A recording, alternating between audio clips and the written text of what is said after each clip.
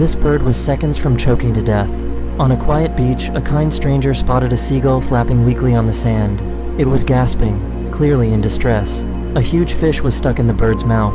It couldn't swallow it, and it couldn't spit it out either. The bird was choking. He knelt down, held the bird gently, and started trying to pull the fish out. Over and over he tried, never giving up, even when it seemed hopeless, until finally, the fish slid free. The bird lifted its head, and then flew off into the sky, alive and free. Not all heroes wear capes. Like and subscribe for more real-life rescue stories that restore your faith in humanity.